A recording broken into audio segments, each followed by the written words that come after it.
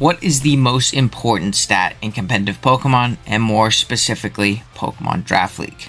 Is it your attack or special attack? They directly influence your damage output, and damage is how you win. The whole objective of a Pokemon battle is to knock out your opponent's team before they can do so to yours. Or is it defense and special defense? Living hits will hopefully allow you to outlast your opponent and shrug off any meaningful damage. Your offenses and defenses are obviously very important and come into play each and every turn. However, they're not the most important stat. That title belongs to speed. Speed and having speed control is so unbelievably polarizing and important. The concept of moving first is so important for so many different scenarios. It can be as simple as outspeeding and knocking out your opponent, or it can be paramount in ensuing you get off a status move like Thunder Wave, Will-O-Wisp, Toxic, Taunt, Stealth Rocks, Encore, or so many more before you get knocked out yourself. There is even instances where being slower is better. Whether that be from Trick Room, allowing you to go first despite being slower and flipping the speed tiers of the game on their head for a brief time, or clicking a negative priority move to get slow momentum on a free switch into a team member guaranteed. The speed game is at the forefront of every single turn of every single battle. This is the main reason a Pokemon like Dragapult is considered the best Draft League Pokemon of all time. It has plenty of amazing qualities, but by far its most valuable is its base 142 speed, allowing it to control the speed game in a gross majority of matchups. What if I told you there's a Pokemon even faster and debatably more centralizing in the draft format right now? What if I told you I also had the opportunity to use it firsthand, and boy oh boy does it live up to the hype. That Pokemon is Deoxys Speed, and this is a retrospective of my BBR Season 7 run, showcasing why speed is the most important stat in Pokemon Draft League. If you guys do enjoy this video today, and enjoy Draft League content in general, please consider subscribing to the channel. We upload draft content every single week, and it helps me push towards my goal of 5,000 by the end of the year, and I would really appreciate it a lot as a smaller creator. With that being said, let's jump into the retrospective. Also, keep in mind, I won't be going over my draft itself or every game in painstaking detail. There's an entire playlist of my entire run on the channel and linked in the description. After you watch this vid, or before, please check it out. The games are super exciting, and I loved how my teams and videos turned out for this season. In this video, we'll be going over the most important bits of my season and how they apply to our message in the intro of speed being so important. Quickly going over the team, Deoxys Speed wasn't our only means for controlling speed. Now, it was by far our fastest Pokemon on paper, followed by Gengar at base 110 speed and Enamorus behind it at 106. These are decently fast Pokemon, but they aren't anything to write home about. That is, until you give them a Choice Scarf. One of the biggest drafting rules I never see mentioned is ensuring you have a good Choice Scarfer. Both Gengar and Enam are great because they outspeed a ton of other common Scarfers and boosting Pokemon like, say, a base 100 speed Dragon Dancing Salamence. They also don't mind being locked into a move in many matchups, as they have great move pools and very spammable stabs. We have another Pokemon that's a bit slower, but a great Scarfer for the same reasons, in Crocodile. Crocodile functions as a sweeper with Scarf, plus its Moxie ability. Speed and Scarfs aren't the only ways that we can control speed on this team. We also have two Prankster T-Wave Pokemon, and Klefki and the less used Volbeat. Our Terra Captain and Dunsparce could also spam Glare for free into a ton of teams due to its great bulk. This makes our fast offense faster, and our conventionally slower offense with mons like Iron Hands actually hold a speed advantage in a ton of instances. With this draft, as long as we build and play well, we should be able to control the speed every game very well. Back to the main focus of the video, Deoxys Speed. A big benefit to having such a fast Pokemon is the EV freedom you have with them. I very seldom will need to run a max speed, jolly, or timid Deoxys Speed. I only need to creep the next Pokemon fastest to me, or potentially creep a Scarf or a boosting Pokemon if possible. This was particularly evident in my Week 1 and 2 games of the BBR. In Week 1, we took on CB Marcus. His next fastest Pokemon to Deoxys was Roaring Moon, and in that case, I needed to go absolutely zero speed to outpace it. There were also no Pokemon on his team that I really wanted to outspeed if they were Scarfed. Therefore, I could afford to be incredibly bulky on my set, allowing me to set up nasty plots while still affording a modest nature and special attack EVs to do a ton of damage at +2. With a bulky Colbert set I brought, I didn't even need to worry about Scarf or Booster Speed Roaring Moon, allowing me to eat any hit and revenge it with a +2 Ice Beam. This game was largely carried by Iron Hands being bulky, strong, and impossible to kill. So this should be able to 2-hit KO, no? Because this is Adamant Earthquake. Jesus Christ, that did nothing! But Dio still exerted a ton of pressure. Week 2, we took on Dr. Slacking, and it was a very similar story.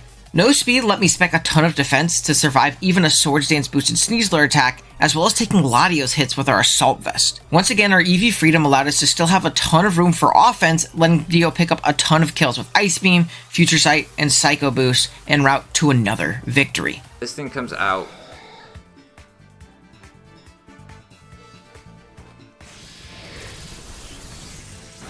Oh, that does nothing. Wow. Weeks 3 through 5 really showed off the importance of speed and the value of having a mon as fast as Deoxys. We decided to go Nasty Plot Dio in our game against Keegan. In fact, it was very similar to our game against Marcus in week 1. He had a very fast Dark type in Meowscarada that we didn't actually need speed for, but he did have a potential Scarf Okidogi that I was worried about. We were pretty easily able to creep it with a Scarf, and go Colbleberry to take knockoff from it or Meowscarada, and Dark Pulse from Booster Speed Iron Jugulis. This Nasty Plot 3 attack set once again nabbed 3 kills en route to another victory. It's here. I mean, I'm just going to Thunderclap. That gives me the best chance at getting differential in this spot, and he is just going to probably Nasty Plot here. He is going to Nasty Plot. Okay, that's fine. Discharge just to maybe para this guy. He's going to get me with the Ice Beam. You know, I'm just going to Chat Punch twice. There's not really... I don't really have anything else that I can do about this. Yeah, and even then, it's not gonna matter in the slightest, because this is probably just going to kill.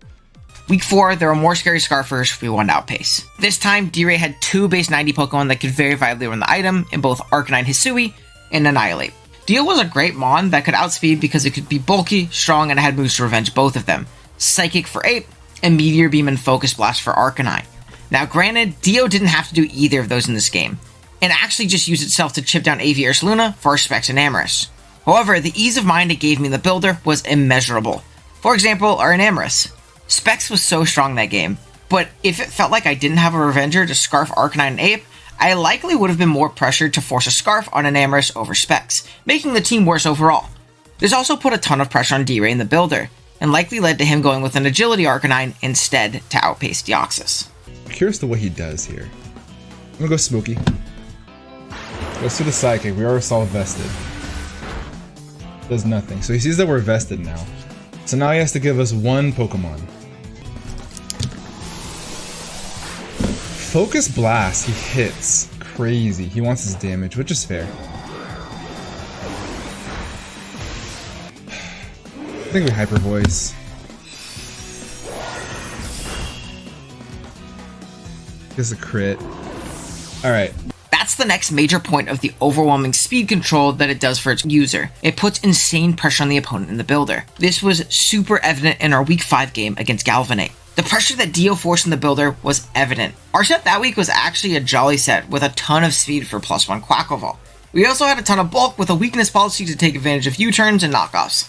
We went Jolly specifically because it gave us more EVs to work with, bulk-wise. Now, Dio didn't actually do all that much in this game. It got up a Spike, and knocked out an Electivire, and it weakened Tinglu, which was great. But where it really showed its true pressure was in the team Nate built. His primary win condition in this game was a Reuniclus. Not any Reuniclus, but a Calm Mind variant with Trick Room and Recover alongside Stab Psychic. Reuniclus is going to be my win con.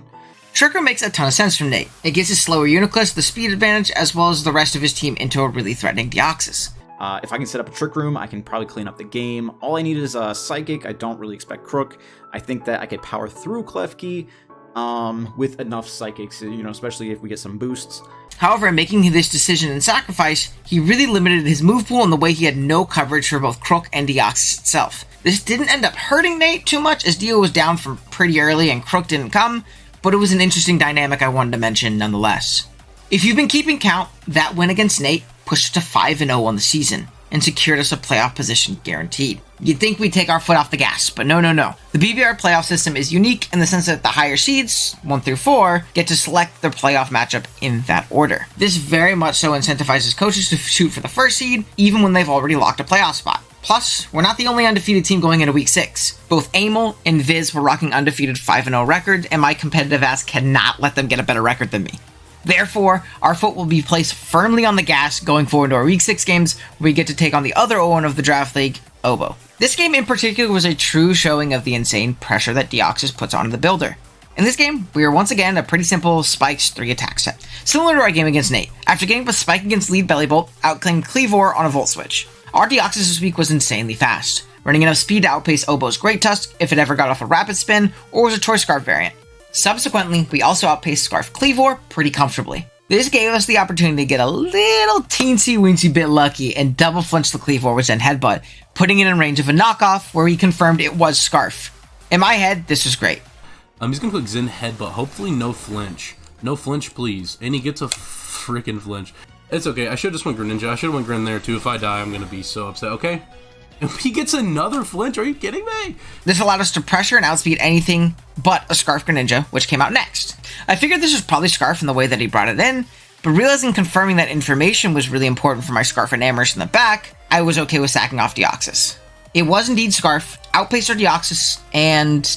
But U-turn does pick up the KO on this. I'm not even gonna do anything. And we're gonna show we kill, and we should have went this in the first place.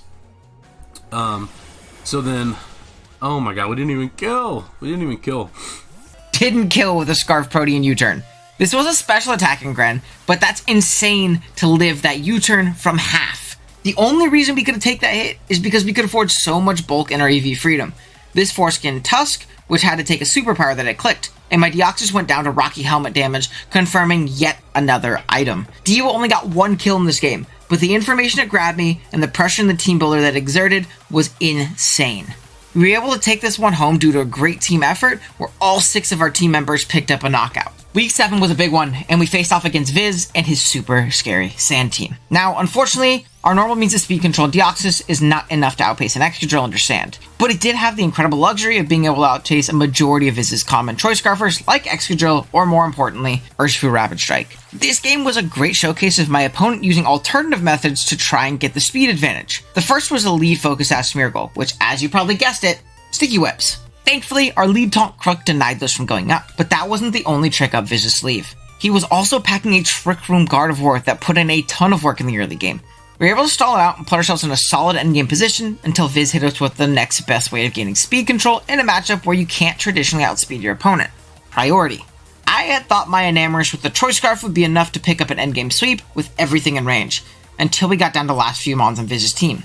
Terra Ghost, Houndstone, and Urshifu Rapid Strike. Now, despite them both being in clear range of Moonblast, Houndstone was packing a Terra Ghost boosted Shadow Sneak, and Urshifu a Choice Band Aqua Jet. It came down to a few rolls that were in Viz's favor, to be fair, but we ended up taking our first loss of the season due to some solid prep and positioning from Viz. Our final week of the regular season was a big one. Despite losing our first game, we still had a solid shot at first seed if we won, where we took on Panther. This was yet another Urshifu matchup, this time facing off against Single Strike. Another scary form of speed control was the possibility of a Scarf Iron Bundle or Gale Wing's priority flying attacks from his Talonflame. In this matchup, none of this came into play, as the Urshifu was not choice locked and the bundle sat on the bench. The only scary related interaction took place when my Gengar stared down Panther's Latios. If he was Scarf and won the speed tie against my Scarf Gengar, I very likely lost the game on the spot. In the moment, I was convinced he was and thought I had gotten the coin flip speed tie, but in reality, he was Soldu, so we were fine. This win propelled us to 7-1 and secured us a great seeding going into playoffs. Playoffs, baby. As we said before, the benefit to having such a high seed in the BBR He Picked Me format is the higher our seed, the more we can manipulate our matchup. The higher seeds draft or pick their playoff opponents, starting with the 1 seed through the 4 seed. Being 2nd seed, we selected Champion Braden. We went with him because he was one of the 2 coaches we did not play in the regular season that were in the bottom 4 coach slots. The other was Thomas, and I did not want to play Sun. Then I started building and mocking for this game, and guys, I cannot lie to you, I messed up. Braden had an incredible matchup into us. Speed Boost Yanmega did us dirty. The combination of Bug Buzz and Psychic was insanely strong into the team, not to mention the Choice Specs Tinted Lid set that we had to respect. Trailblaze Ogerpon really did a number on us in an endgame situation as well. And on top of that, Braden could flip the speed on me with a Trick Room option in Hatterene or Dusknoir. These options and insane offensive threats like Mamoswine made this matchup really difficult to manage. Once we get into team preview, we see no Yanmega. There's no Yanmega? What is bro doing? Wow, did that take a weight off my shoulders. We still have to take on an Ogerpon, but I will definitely take one massive threat over 2. Keeping up the theme of speed, we should discuss our Deoxys Speed set this week. As mentioned before, Yanmega was a huge threat, so we used that base 180 speed to our advantage and made ourselves outpace a +1 Yanmega. With our Power Herb and Meteor Beam, we could nuke through the bug even if it came in to protect on an attempt to outspeed us. Even with this speed, we were able to afford a ton of HP investment. This came up insanely clutch. In-game, I end up missing my Meteor Beam on a Hatterene switch-in. Miss. I missed mine all season with Glamora. Miss. I need to hit this though, because it's gonna put it in range of Shadow Ball. Fucking damn it, I said it out loud. Making us miss a KO on Hatterene with a +1 Shadow Ball, and then get nuzzled and paralyzed as a result. This was massive, as our speed advantage was now out the window. Ogerpon could now come in and revenge us with an IV Cudge. We lived? He hangs on. No pair. It's Gojo over. This is the end of our season. That 184 HP investment we could afford came up insanely clutch, allowing even a paralyzed Deoxys Speed to pick up 2 huge KOs. This game in general was insane, coming down to the literal last turn like our game against Viz. I really recommend you check out this live comm, but for those of you who don't, we move on to semifinals. Speaking of Viz, we had a rematch in semifinals versus him. To say I was nervous is an understatement. Viz has handed us our only loss up to this point in an absolute nail-biter, and we had revealed a ton of our best prep in that game. The squad we rocked out with in this game was admittedly pretty similar. We had a similar Deoxys set, we just swapped Spikes for Ice Beam. This gave us a better neutral click and a Zapdos and Ogerpon that didn't drop my special attack. Something I didn't mention about the Dio in the Week 7 matchup was the anti-webs factor. We had once again outpaced a Scarf or +1 Kyurem and Urshifu, but something else to keep in mind is that we also outpaced non-Scarf or neutral speed, even in sticky webs, if the Smeargle set them up. This is insanely clutch when considering that while I did have removal and rapid spin on Tentacruel, Viz packed Terrago's Houndstone that could pretty easily spin block any rapid spin attempt. One other big change we made was going Scarf Crocodile. The main reason I wanted to go Scarf Crook, outside of it being really good offensively with its dual stabs, was because of Zapdos. Specs Zapdos gave us a ton of problems in Week 7. I only have one Pokemon outpace in Deoxys. Stone Edge from Crocodile gave me a solid way of revenging it after a little bit of chip. This Scarf Crook change was instrumental into another narrow 1-0 victory. Scarf Crook not only picked up 4 kills, but revenged a weakened Zapdos with a Scarf Stone Edge to grab the final kill, something our Crook in Week 7 could never accomplish. This clutch change sent us into finals. So, here we are. BBR finals against OGalbina, Owen. Finals against Aster J. Oh man, was this a tough one. Go check out the battle itself for more insight, but this matchup was insanely brutal. It took me up until Sunday morning of the game to finalize the build. Big shouts to my front office and especially Cavs for helping me in this matchup. I would have been absolutely lost without them. What I do want to drive home in this game in regards to speed is not my team, but more so Aster's. Our win condition in this game was a scale shotting Crocodile with a weakness policy, bulk up, and Moxie to really start boosting up. Once this thing got up an attack and a speed boost, there wasn't really much for Aster to do in regards to stopping this. However, there were 2 potential Scarfers that could put a hamper in our plans. Mienshao and Cinderace. They both outspeed me even with a scale shot boost and can threaten me with a KO. My game plan revolved around scouting to see if either of these were Scarf. Then we get into team preview and we see no Cinderace or Mienshao. Wow. To be fair to Aster, I don't think this is necessarily bad prep or anything.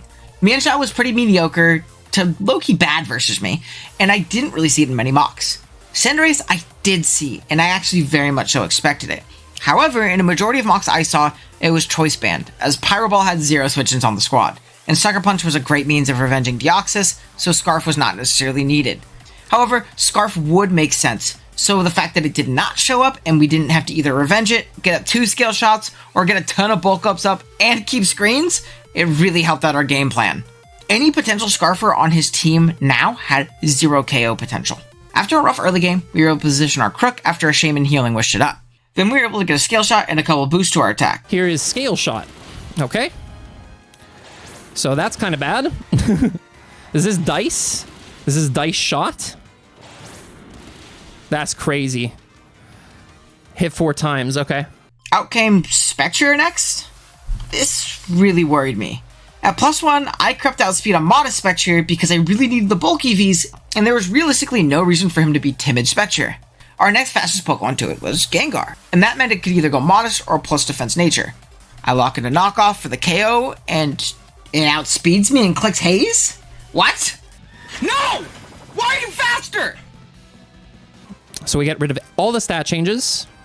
I didn't notice this at the time, but this was his Scarfer, as evident when we KO'd him with a knockoff. In hindsight, this makes a lot of sense. With no Dunsparce, this thing rolls me in the late game, and it's a Scarfer faster that can revenge Deoxys Speed.